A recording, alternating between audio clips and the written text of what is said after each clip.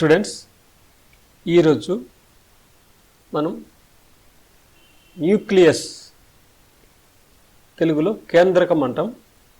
కేంద్రకం గురించి తెలుసుకుందాం. కేంద్రకం అనేది అతి ముఖ్యమైన కణాంగం.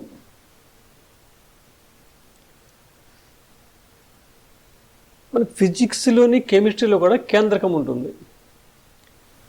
దాన్ని కూడా న్యూక్లియస్ అంటాం, కేంద్రకం అంటాం. కణంలో ఉండేదాన్ని కూడా కేంద్రకం లేదా న్యూక్లియస్ అంటాం. అయితే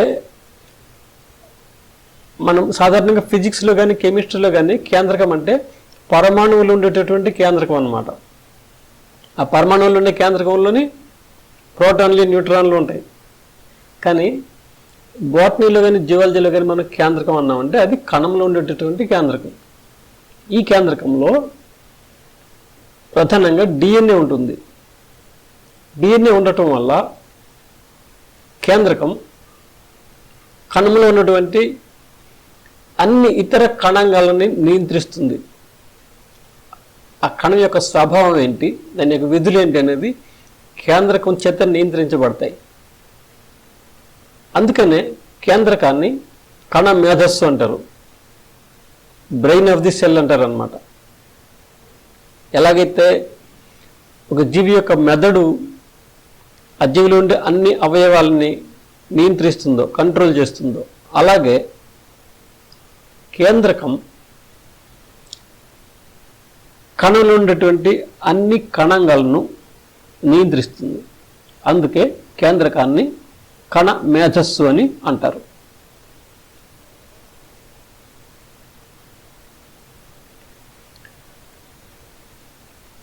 కేంద్రకాన్ని రాబర్ట్ బ్రౌన్ అనే శాస్త్రవేత్త కనుగొన్నాడు. కణాన్ని కనుగొన్న శాస్త్రవేత్త పేరు రాబర్ట్ హుక్. కేంద్రకాన్ని కనుగొన్న శాస్త్రవేత్త పేరు రాబర్ట్ బ్రౌన్. కేంద్రకం అనేది మనకి నిజ కేంద్రక కణాల్లోనే ఉంటుంది. కేంద్రక పూర్వ కణాలలో అంటే బ్యాక్టీరియాలో స్పష్టమైన కేంద్రకం ఉండదు. కానీ నిజ కేంద్రక కణాల్లోని త్వచాల చేత ఆవరించబడినటువంటి ఒక స్పష్టమైన కేంద్రకం ఉంటుందన్నమాట. అయితే కేంద్రకంలోని ప్రధానంగా 4 భాగాలు కనిపిస్తాయి. ముఖ్యంగా ఒక అంతర్దశలో ఉండే కేంద్రకాన్ని కానీ మనం పరిశీలించినట్టయితే, అంటే 2 కణ విభజనాలకి మధ్యలో ఉండే దశని అంతర్దశ అంటాం. ఆ అంతర్దశలో ఉన్నటువంటి కేంద్రకాన్ని మనం పరిశీలించినట్టయితే ప్రధానంగా 4 భాగాలు కనిపిస్తాయి. అవి కేంద్రక త్వచం, న్యూక్లియర్ ఎన్వలప్ అంటాం. రెండోది కేంద్రక రసం, క్యారియోలిఫ్ అంటాం. మూడోది క్రోమాటిన్. నాలుగోది కేంద్రక అంశం, న్యూక్లియోలస్ అంటాం.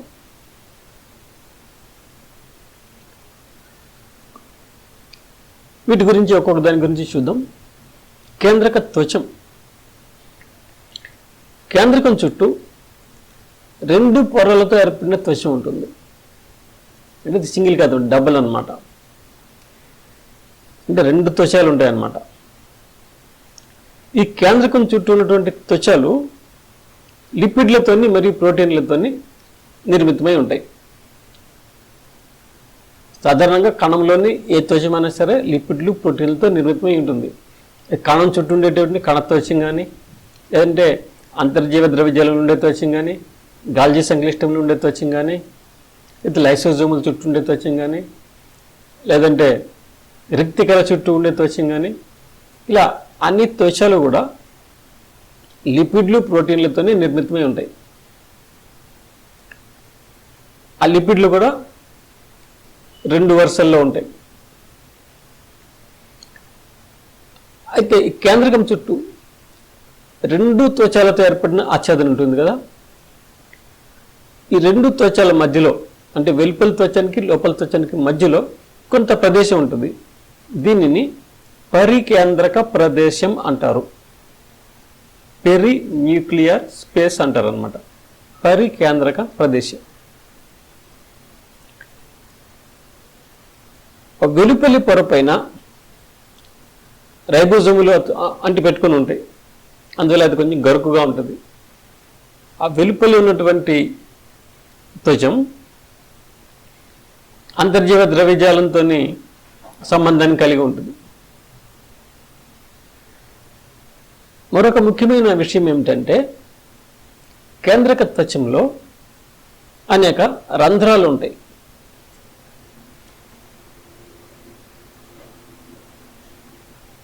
ఈ కేంద్రక త్వచంలో ఉన్నటువంటి రంధ్రాలు చాలా సంక్లిష్టంగా ఉంటాయి.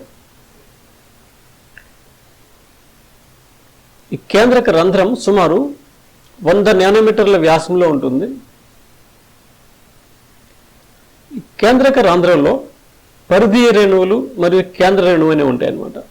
ఇవి వ్యాసార్థ తంతువుల చేత కలపబడి ఒక బండి చక్రం లాంటి నిర్మాణం ఏర్పడుతుంది. ఈ కేంద్రక రంధ్రాలు దేనికి ఉపయోగపడతాయంటే కేంద్రకంలోంచి కణద్రవ్యంలోకి కానీ లేదంటే కణద్రవ్యంలోంచి కేంద్రకంలోకి కానీ పదార్థాల రవాణా కోసం ఈ కేంద్రక రంధ్రాలు ఉపయోగపడతాయి. అంటే కేంద్రకానికి అవసరమైనటువంటి పదార్థాలు కణద్రవ్యం నుంచి లోనికి వస్తాయి. అమినో ఆమ్లాలు, చక్కెరలు, ఇలా వివిధ పదార్థాలు కేంద్రకంలోనికి వస్తాయి. అలాగే కేంద్రకంలోని ఎంఆర్ఎన్ఏ తయారై అది కణద్రవ్యంలోకి వెళ్తుంది. వెళ్ళి అక్కడ రైబోజోముల దగ్గర ప్రోటీన్ల సంశ్లేషణలో పాల్గొంటుంది. అలాగనే కేంద్రకంలోని టీఆర్ఎన్ఏ తయారవుతుంది. అది కూడా కణద్రవ్యంలోకి వెళ్ళి అక్కడ ప్రోటీన్ సంశ్లేషణలో పాల్గొంటుంది. అలాగే కేంద్రకంలోని రైబోజోములు తయారవుతాయి. కేంద్రకంలో ఉన్నటువంటి కేంద్రకంశంలో రైబోజోములు తయారవుతాయి. ఆ రైబోజోములు కూడా ఈ కేంద్రక త్వచంలో ఉన్నటువంటి రంధ్రాల ద్వారా కణద్రవ్యంలోకి వెళ్తాయి. వెళ్ళి అక్కడ ప్రోటీన్ సంశ్లేషణ చేస్తాయి అన్నమాట. సో ఈ విధంగా కేంద్రకానికి కణద్రవ్యానికి మధ్యన పదార్థాల రవాణా జరుగుతుంది. ఈ పదార్థాల రవాణా కోసం కేంద్రక రంధ్రాలు ఉపయోగపడతాయి అన్నమాట. నెక్స్ట్ కేంద్రక రసం. ఈ కేంద్రకం లోపల ఉన్నటువంటి ద్రవ పదార్థాన్ని కేంద్రక ద్రవ్యం లేదా కేంద్రక రసం లేదా క్యారియర్ లింఫ్ అంటారు. దీనిలో నీరు, చక్కెరలు, ప్రోటీన్లు, లవణాలు మొదలైనటువంటి పదార్థాలు ఉంటాయి. కేంద్రకంలోని ఆర్ఎన్ఏ సంశ్లేషణ జరుగుతుంది, డిఎన్ఏ సంశ్లేషణ జరుగుతుంది. వీటి కోసం చక్కెరలు అవసరం అవుతాయి.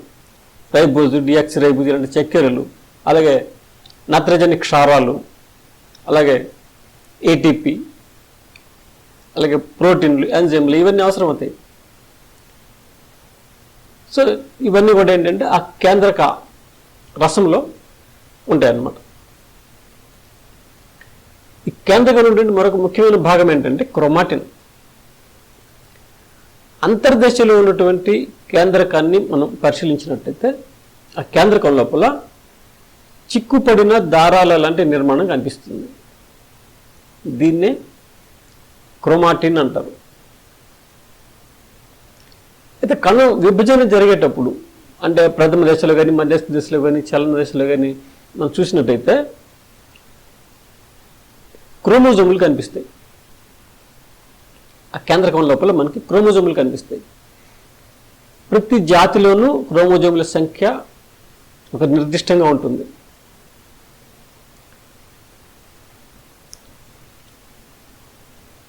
ఈ క్రోమోజోములు ఎలా ఏర్పడతాయంటే క్రోమాటిన్నే క్రోమోజోములుగా మారుతుంది అన్నమాట. విభజన జరిగేటప్పుడు క్రోమాటిన్ క్రోమోజోములుగా మారుతుంది. విభజనకి మధ్య ఉండే అంతర్దశలోని క్రోమాటిన్ రూపంలో ఉంటుంది. అంటే అంతర్దశలోని కేంద్రకాన్ని చూసినట్లయితే మనకి చిక్కుపడిన దారాలు లాంటి నిర్మాణం కనిపిస్తుంది. అదే క్రోమాటిన్. ఈ క్రోమాటిన్లో 2 రకాలు ఉంటాయి.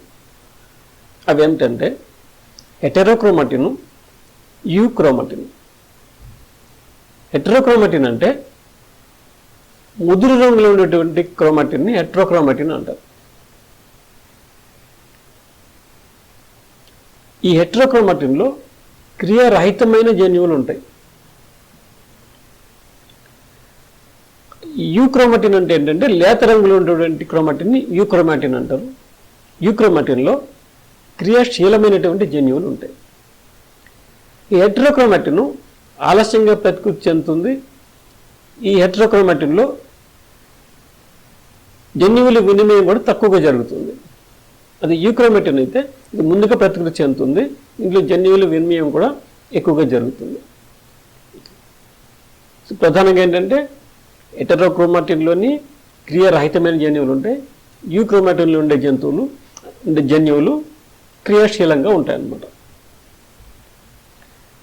తర్వాత కేంద్రకంలో మనం చూసే మరొక ముఖ్యమైన పార్ట్ ఏంటంటే కేంద్రకాంశం. కేంద్రకంలో ఉండేటువంటి గాఢవర్ణ గోళాకార నిర్మాణాన్ని కేంద్రకాంశం అంటారు. కేంద్రకం లోపల కేంద్రకం ఒక బంతిలాగా ఉంటుంది. ఆ కేంద్రకం లోపల ఇంకో చిన్న బంతి లాంటి నిర్మాణం ఉంటుంది, గాఢవర్ణంలో ఉంటుంది. దాన్నే కేంద్రకాంశం అంటాం. ఇంగ్లీష్లో న్యూక్లియోలస్ అంటాం. ఈ కేంద్రకాంశాన్ని ఫాంటానా అనే శాస్త్రవేత్త కనుగొన్నాడు. ఈ కేంద్రకాంశంలో కూడా మధ్య భాగం తంతువుల రూపంలో ఉంటుంది, పరిధీయ భాగం రేణుయుక్తంగా ఉంటుంది. ఈ కేంద్రకాంశం చేసే పని ఏంటంటే రైబోజోములను ఉత్పత్తి చేయటం. ఈ కేంద్రకాంశం ఒక క్రోమోజోమ్కి అంటి పెట్టుకుని ఉంటుందన్నమాట. క్రోమోజోమ్తో సన్నిహిత సంబంధాన్ని కలిగి ఉంటుందన్నమాట. ఈ కేంద్రకాంశం యొక్క విధి ఏంటంటే రైబోజోములను ఉత్పత్తి చేయటం. రైబోజోములు కేంద్రకంలో తయారై కేంద్రకాంశంలో తయారై కేంద్రకం నుంచి బయటకు వస్తాయి. కణద్రవ్యంలో అవి ప్రోటీన్ సంశ్లేషణలో పాల్గొంటాయి. ఈ కేంద్రకం యొక్క విధులు ఏంటో చూద్దాం. కేంద్రకంలో డిఎన్ఏ ఉంటుంది. డిఎన్ఏ అనేది జన్యు పదార్థం మనకు తెలుసు. ఏదో కొన్ని వైరస్లో తప్ప మిగతా అన్ని జీవుల్లో కూడాను జన్యు పదార్థం డిఎన్ఏనే. మానవుల్లో కానీ ఏ జంతువుల్లో కానీ మొక్కల్లో కానీ శైవలాలు శిలీంధ్రాలు దేనిలో అయినా సరే జన్యు పదార్థం డిఎన్ఏనే. అలాగే బ్యాక్టీరియాలో కూడా జన్యు పదార్థం డిఎన్ఏనే. అలాగే వైరస్లో కూడా కొన్ని వైరస్ల్లో జన్యు పదార్థం డిఎన్ఏనే, కొన్ని వైరస్ల్లో మాత్రమే ఆర్ఎన్ఏ జన్యు పదార్థంగా ఉంటుంది. కాబట్టి కణంలో ఉండేటువంటి డిఎన్ఏలో అత్యధిక భాగం కేంద్రకంలో ఉంటుంది. అందువల్ల కేంద్రకం అనువంశికతలో ప్రధాన పాత్ర పోషిస్తుంది. అనువంశికత అంటే ఏంటి? ఒక తరం నుంచి మరొక తరానికి జన్యువులు బదిలీ కావటం. దీనిలో డిఎన్ఏ ప్రధాన పాత్ర పోషిస్తుంది. ఈ డిఎన్ఏ అనేది కేంద్రకంలో ఉంటుంది కాబట్టి కేంద్రకం అనువంశికతలో ముఖ్యమైన పాత్ర పోషిస్తుంది. కణంలో ఉండేటువంటి డిఎన్ఏలో అత్యధిక భాగం కేంద్రకంలోనే ఉంటుంది. కొంత డిఎన్ఏ మైటోకాండ్రియాలో ఉంటుంది, కొంత డిఎన్ఏ హరితరేణువుల్లో కూడా ఉంటుంది. కానీ మిగతా డిఎన్ఏ మొత్తం కూడా కేంద్రకంలోనే ఉంటుంది. కేంద్రకంలోని క్రోమాటిన్ ఉంటుంది కదా, చిక్కుపడిన దారాలు లాంటిది, దానిలోనే డిఎన్ఏ ఉంటుంది అన్నమాట. అంటే డిఎన్ఏ కొన్ని ప్రత్యేకమైన ప్రోటీన్లతో కలిసి, ఆ ప్రోటీన్లని హిస్టోన్ ప్రోటీన్లు అంటాం. ఆ హిస్టోన్ ప్రోటీన్లు డిఎన్ఏ కలిసి ఈ క్రోమాటిన్ అనేది ఏర్పడుతుంది అన్నమాట. ఆ క్రోమాటినే కణ విభజన జరిగేటప్పుడు క్రోమోజోములుగా మారుతుంది అన్నమాట. కాబట్టి ఈ విధంగా కేంద్రకంలో డిఎన్ఏ ఉండటం వల్ల కేంద్రకం అనువంశికతలో ప్రధాన పాత్ర పోషిస్తుంది. అంతేకాకుండా కణంలోని జీవరసాయన చర్యలన్నీ కూడా కేంద్రకం నియంత్రణలోనే జరుగుతాయి. అంటే ఆ కేంద్రకంలో ఉన్నటువంటి డిఎన్ఏ ఎలాంటి డిఎన్ఏ, ఆ డిఎన్ఏలో ఉన్నటువంటి నత్రజని క్షారాల వర్షక్రమం ఎలా ఉంది, దాని మీదనే కణంలో ఉన్నటువంటి అన్ని జీవరసాయన చర్యలు ఆధారపడి ఉంటాయి. అలాగే కేంద్రకంలోని కేంద్రకాంశం లోపల రైబోజోములు ఉత్పత్తి అవుతాయి. ఈ రైబోజోములు ప్రోటీన్ల సంశ్లేషణకు ఉపయోగపడతాయి. ఇవి కేంద్రకం యొక్క విధులు అన్నమాట. అయితే ఈ కేంద్రకంలోనే DNA ఉంటుంది.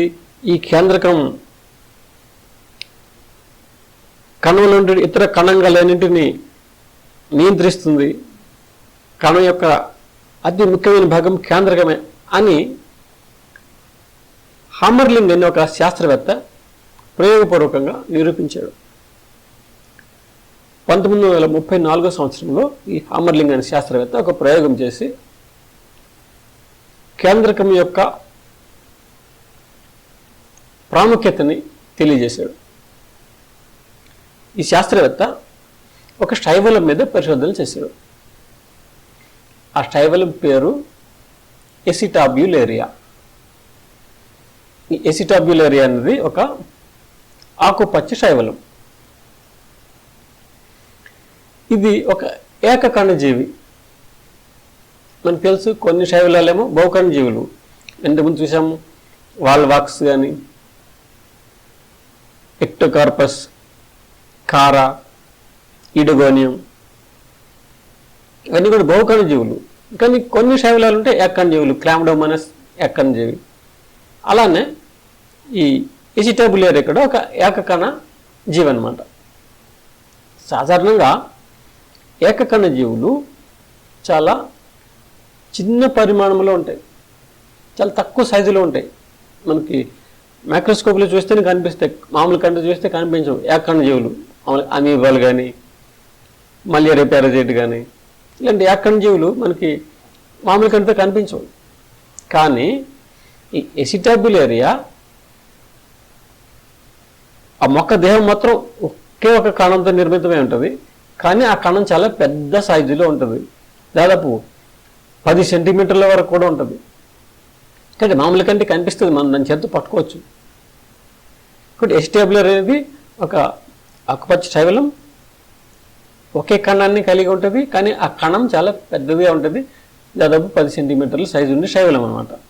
సో ఈ ఎసిటాబ్యులేరియా అనేటటువంటి ఆకుపచ్చ శైవలం మీద ఈ హామర్లింగ్ ప్రయోగం చేసి కేంద్రకం యొక్క ప్రాముఖ్యతని నిరూపించాడు. ఈ ఎసిటాబ్యులేరియా అనేటువంటి శైవలంలో మనకి 3 భాగాలు కనిపిస్తాయి. అవేంటంటే పాదం, కాడ, టోపి. ఈ పాదం అనేటటువంటిది ఆధారానికి అంటిపెట్టుకుని ఉంటుంది. ఆ పాదం పై నుంచి కాడ అనే భాగం నిటారుగా పైకి పెరుగుతుంది. ఆ కాడ కొన భాగంలోని టోపీ అనే భాగం ఉంటుంది.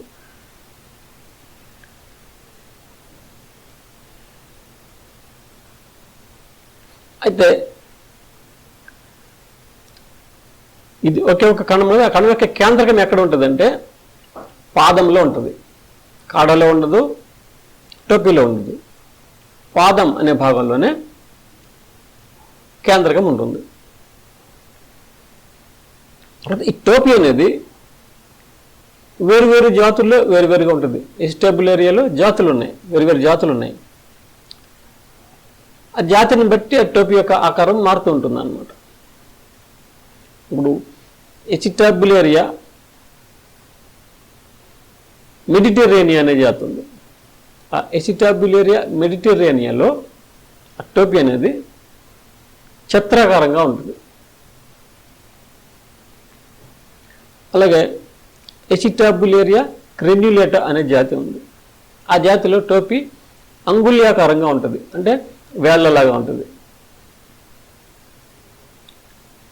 ఈ విధంగా ఆ జాతిని బట్టి ఆ టోపీ యొక్క ఆకారం మారుతుంది అన్నమాట. సో ఏదైనా సరే ఒకే కణం ఉంటుంది. అది ఎసిటాబ్యులేరియా క్రెన్యులేటా కానీ, ఎసిటాబ్యులేరియా మెడిటరేనియా కానీ ఏకకణజీవులే.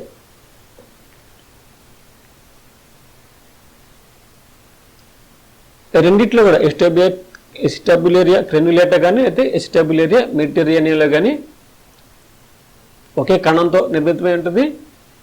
దానిలో 3 భాగాలు కనిపిస్తాయి అన్నమాట మనకి: పాదం, కాడ, టోపీ. పాదమేమో ఆధారానికి అంటిపెట్టుకు రాళ్ళకి వాటికి అంటిపెట్టుకునేకి ఉపయోగపడుతుంది. అది అంటిపెట్టుకుని పెరిగే శైవలం అనమాట. అది నీటిలో ఈత కొట్టే శైవలం కాదు, దానికి కషబల్యం లేవు ఎసిటాబ్యులేరియాకి. అదొక చలన రహితమైన శైవలం. కాబట్టి అది అదరానికి అంటి పెట్టుకోవడానికి ఈ పాదం అనే భాగం ఉపయోగపడుతుంది. ఆ పాదం నుంచి నిటారుగా సన్నటి కాడ అనే భాగం వస్తుంది. ఆ కాడ కనుభాగంలోనే వెడల్పుగా ఉండేటటువంటి టోపీ అనే భాగం ఉంటుంది. ఈ శాస్త్రవేత్త ఆమర్లింగ్ ఏం చేశాడంటే, ఏం చేసిన ప్రయోగం,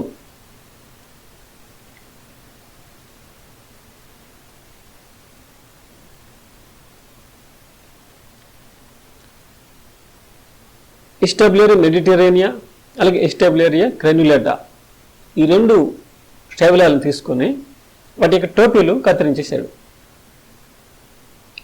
టోపీ కత్తిరిస్తే ఏమవుతుందంటే మళ్ళీ అది కొత్త టోపీని తయారు చేసుకుంటుంది. ఆ శైవలానికి ఆ శక్తి ఉంది. టోపీ కట్ చేసేసినా సరే మళ్ళీ ఆ కాడ నుంచి ఇంకొక కొత్త టోపీ ఉత్పత్తి అవుతుంది అనమాట. ఈయన ఏం చేశాడంటే టోపీలు కత్తిరించేసేసి ఆ కాడల్ని ఒక శైవల యొక్క కాడని వేరే శైవలానికి అతికించాడు, అంటుకట్టాడు.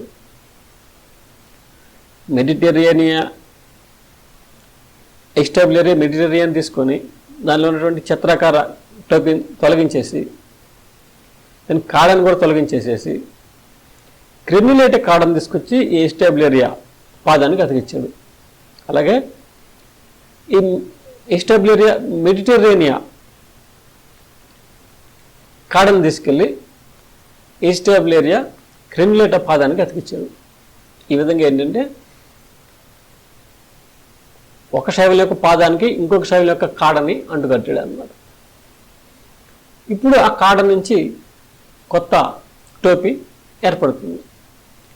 ఆ టోపీ ఎలా ఉందంటే పాదం ఏ జాతికి చెందిందో ఆ టోపీ కూడా అదే జాతికి చెందిన టోపీ ఏర్పడింది. అంటే పాదం కానీ మెడిటరేనియాకి చెందింది అయితే టోపీ చక్రాకారంగానే ఏర్పడుతుంది. పాదం కానీ క్రెన్యులేటాకి చెందింది అయితే టోపీ అంగుళ్యాకారంగానే ఏర్పడుతుంది. అంటే టోపీ యొక్క లక్షణం పాదం మీద ఆధారపడి ఉంటుంది. ఎందుకని పాదంలోని కేంద్రకం ఉంది. కేంద్రకమే మొత్తం కణాన్ని నియంత్రిస్తుంది. కాబట్టి కేంద్రకం ఏ జాతిది అయితే ఆ కణం యొక్క భాగాలు కూడా అదే జాతికి చెంది ఉంటాయి అన్నమాట. దీని టోపీ కూడా అలాగే ఏర్పడుతుంది. ఈ విధంగా అతను కేంద్రకం యొక్క ప్రాముఖ్యతని నిరూపించాడు హామర్లింగ్.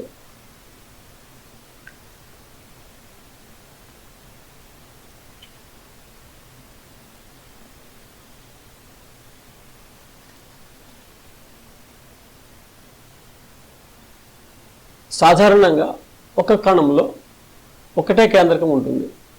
కానీ కొన్నిసార్లు ఒకే కణంలో ఒకటి కంటే ఎక్కువ కేంద్రకాలు ఉండొచ్చు. బహు కేంద్రకృతమైన కణాలు కూడా ఉంటాయి. ఉదాహరణకి శిలీంధ్రాల్లోని శిలీంధ్ర తంతువులు బహుకేంద్రకయుతంగా ఉంటాయి. ఎందుకంటే కణాలకి మధ్యలోని అడ్డుగోడలు ఉండవు, విభాజకాలు ఉండవు. విభాజక రహితంగా బహుకేంద్రగతంగా ఉండేటువంటి శిలీంధ్ర తంతువులు ఉంటాయి.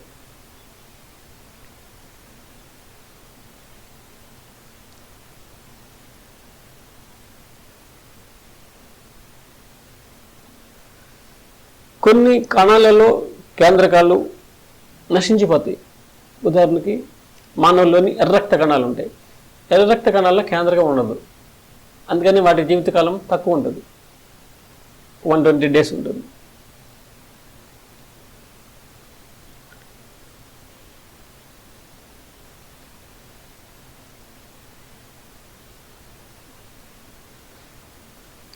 కేంద్రకాలు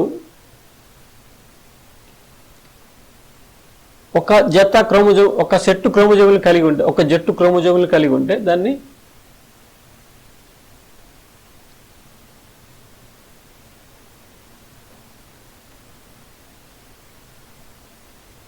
ఏకస్థితిక కేంద్రకం అంటాం. అదే రెండు జట్ల క్రోమోజోములు కలిగి ఉంటే ద్వైస్థితికమైన కేంద్రకం అంటాం.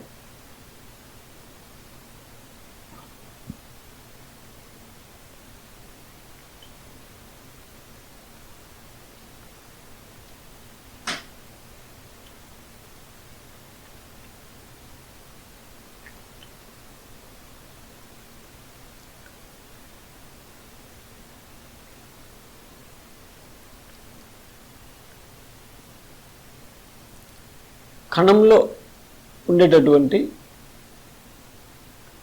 అన్ని జీవరసాయన చర్యల్ని కూడా నియంత్రించేది ఏదంటే కేంద్రకమే. అందువలనే కేంద్రకాన్ని ఏమంటారు? కణ మేధస్సు అంటారు, బ్రెయిన్ ఆఫ్ ది సెల్ అని అంటారు అన్నమాట.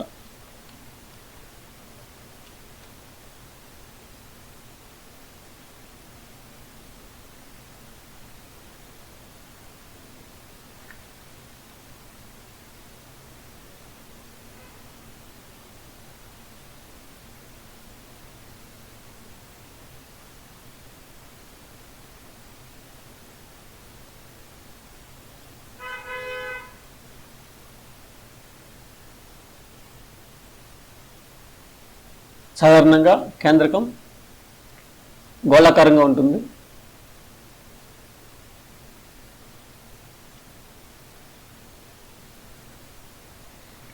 ఈ కేంద్రకం యొక్క ఘనపరిమాణం మొత్తం కణం యొక్క ఘనపరిమాణంలో 10% ఉంటుంది. ఈ 10% ఉన్నా కదా మిగతా 90% కణాన్ని ఇదే నియంత్రిస్తూ ఉంటుంది అన్నమాట, ఇదే కంట్రోల్ చేస్తూ ఉంటుంది అన్నమాట.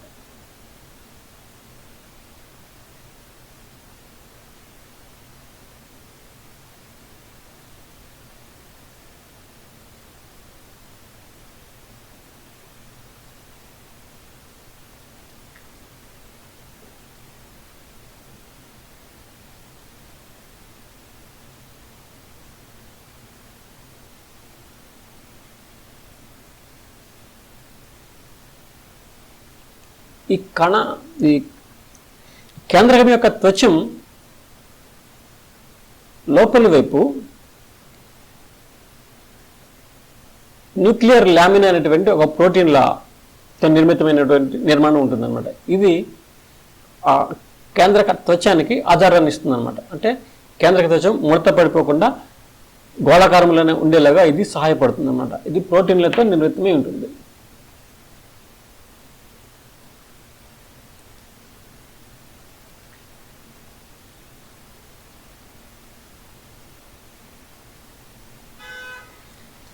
ఈ కేంద్రకం లోపల కేంద్రకాంశం ఉంటుందని చెప్పాను కదా, కేంద్రకాంశం చుట్టూ ఎలాంటి త్వచం ఉండదు.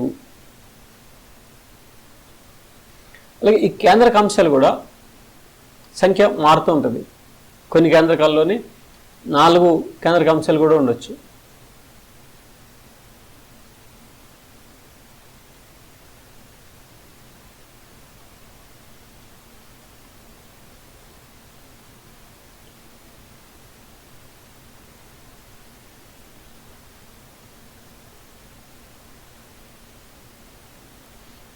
కొన్ని జీవుల్లోని 2 కేంద్రకాలు ఉంటాయి. ఉదాహరణకి పారమేషియంలో ఒక పెద్ద కేంద్రకం ఉంటుంది, ఒక చిన్న కేంద్రకం ఉంటుంది, మెగా న్యూక్లియస్, మైక్రో న్యూక్లియస్ అంటుంది.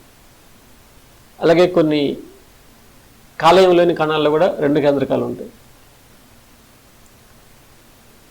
ఈ మొక్కల్లోని లేటెక్స్ కణాలలో ఎక్కువ సంఖ్యలో కేంద్రకాలు ఉంటాయి.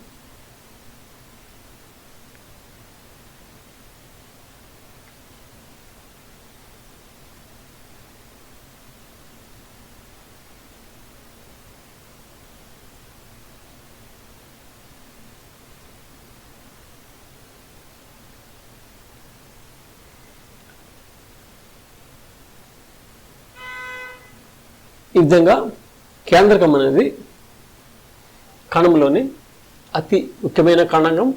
దీనిలో ప్రధానంగా 4 భాగాలు ఉంటే మనం తెలుసుకున్నాం. కేంద్రక త్వచం, కేంద్రక రసం, క్రోమాటిన్, కేంద్రకాంశం. ఈ కేంద్రక త్వచంలో 2 పొరలు ఉంటాయని తెలుసుకున్నాం. యాక్చువల్గా అది 2 త్వచాలు అనమాట, వెలుపలి త్వచం, లోపల త్వచం. 2 త్వచాల మధ్యలోని పరికేంద్రక ప్రదేశం కూడా ఉంటుంది. ఈ కేంద్రకం యొక్క త్వచంలోని రంధ్రాలు ఉంటాయి. ఆ రంధ్రాల ద్వారా కేంద్రకానికి కణద్రవ్యానికి మధ్యలో పదార్థాల రవాణా జరుగుతుందని తెలుసుకున్నాం. అలాగే క్రోమాటిన్లోని DNA ఉంటుంది.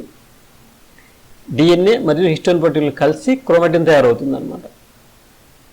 క్రోమాటిన్లో డిఎన్ఏ ఉంటుంది కాబట్టి, డిఎన్ఏ జన్యు పదార్థం కాబట్టి కేంద్రకం అనువంశికతలో ప్రధాన పాత్ర పోషిస్తుంది. అలాగే అన్ని కణాంగాలని ఇది నియంత్రిస్తుంది.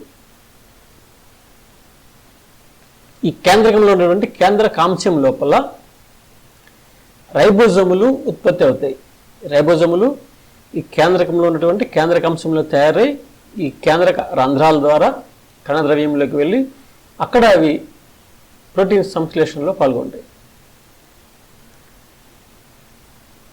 అంటే రైబోజోములు ఉత్పత్తి అయ్యేది కేంద్రకాంశంలో.